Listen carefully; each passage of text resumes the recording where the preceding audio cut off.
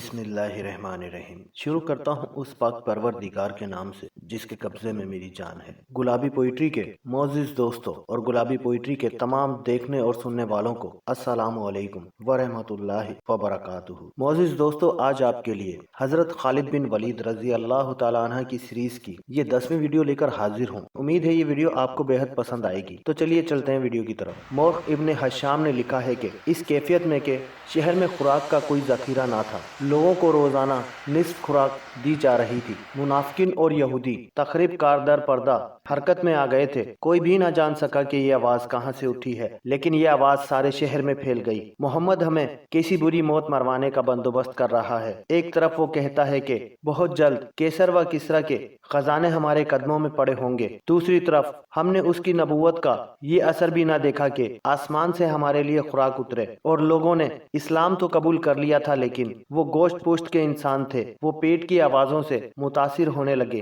آخر ایک آواز نے انہیں پیٹ کے بھوت سے آزادی دلا دی۔ کیا تم خدا سے یہ کہو گے کہ ہم نے اپنے پیٹ کو خدا سے زیادہ مقدس جانا تھا؟ یہ ایک ریت کی کڑک کی طرح آواز تھی جو مدینے کی گلی کوچوں میں سنائی دینے لگی۔ آج خدا کو وہ لوگ عزیز ہوں گے جو اس کے رسول صلی اللہ علیہ وسلم کے ساتھ بھوکے اور پیاسے جانے دے دیں گے۔ خدا کی قسم، اس سے بڑی بزدلی اور بے غیرتی ہم مدینے والوں کے لیے اور کیا ہوگی کہ ہم اہل مکہ کے قدموں میں جا گریں اور کہیں کہ ہم تمہارے غلام ہیں، ہمیں کچھ کھانے کو دو۔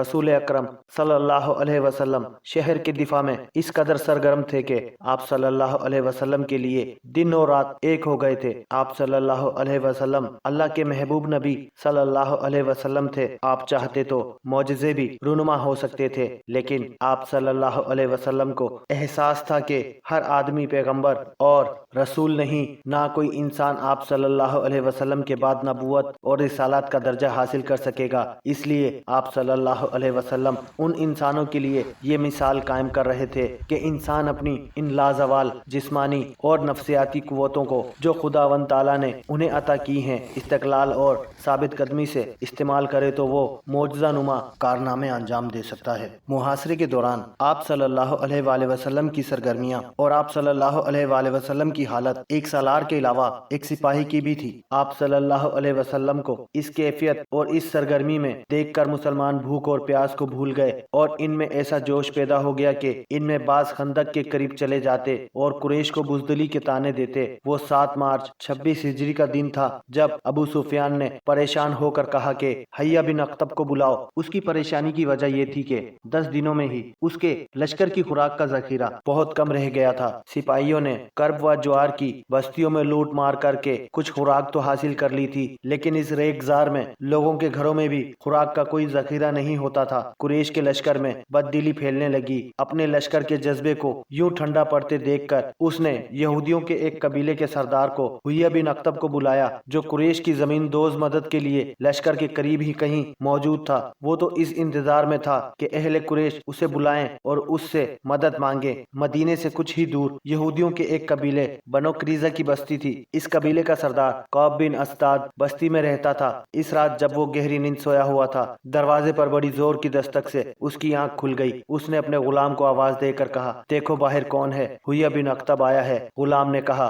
رات کے اس وقت وہ اپنے ہی کسی مطلب سے آیا ہوگا۔ کعب بن اسد نے غصیلی آواز میں کہا، اسے کہو کہ میں اس وقت تمہارا کوئی مطلب پورا نہیں کر سکتا۔ دن کے وقت آنا۔ بنو قریظہ یہودیوں کا وہ قبیلہ تھا جس نے مسلمانوں کے ساتھ دوستی کا اور ایک دوسرے کے خلاف جنگ نہ کرنے کا معاہدہ کر رکھا تھا۔ اس معاہدے میں یہودیوں کے 2 دوسرے قبیلے بنو قینقاع اور بنو نصیرہ بھی شامل تھے، لیکن ان دونوں قبیلوں نے اس معاہدے کی خلاف ورزی کی تھی اور مسلمانوں نے انہیں وہ سزا دی تھی کہ وہ لوگ شام کی طرف بھاگ گئے تھے۔ صرف بنو قریظہ تھا جس نے معاہدے کو برقرار رکھا اور اس کا احترام کیا۔ مسلمان جنگ خندق میں اس قبیلے کی طرف سے ذرا سا بھی خطرہ محسوس نہیں کر رہے تھے۔ حیہ بن اخطب بھی یہودی تھا۔ وہ کعب بن اسد کو اپنا ہم مذہب بھائی سمجھ کر اس کے پاس گیا تھا۔ وہ کعب بن اسد کو مسلمانوں کے خلاف اکسانا چاہتا تھا، اس لیے وہ غلام کے کہنے پر بھی وہاں سے نہ ہٹا۔ کعب بن اسد نے پریشان ہو کر اسے اندر بلا لیا۔ میں جانتا ہوں تم اس وقت میرے پاس کیوں آئے ہو۔ کعب بن اسد نے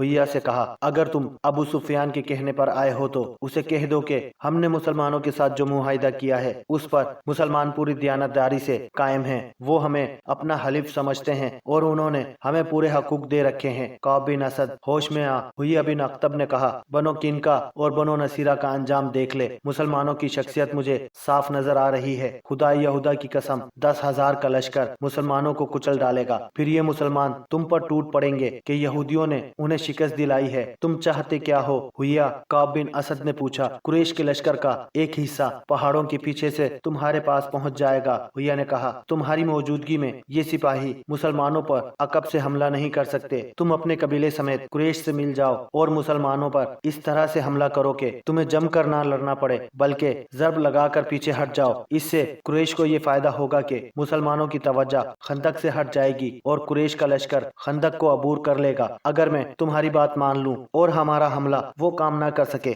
जो तुम चाहते हो, तो जानते हो मुसलमान हमारे साथ क्या सलूक करेंगे। मोअज़्ज़िज़ दोस्तों, आज की ये वीडियो यहीं तक। उम्मीद है ये वीडियो आपको बेहद पसंद आई होगी। वीडियो पसंद आने की सूरत में वीडियो को लाइक और शेयर जरूर कीजिएगा और कमेंट्स बॉक्स में अपनी राय का इजहार भी जरूर कीजिएगा। और अगर आप हमारी वीडियो पर नए हैं तो हमारे चैनल को सब्सक्राइब करके साथ मौजूद बेल की अलामत को भी दबा दीजिए, ताकि हमारी हर नई आने वाली वीडियो आपको सबसे पहले मिलती रहे। इसी के साथ आपका दोस्त राना खालिद आपसे इजाजत चाहता है। फिर मिलेंगे किसी नई कहानी के साथ। तब तक के लिए अल्लाह हम सबका हामी और नासिर। अल्लाह हाफिज। अस्सलामु अलैकुम व रहमतुल्लाहि व बरकातुहू।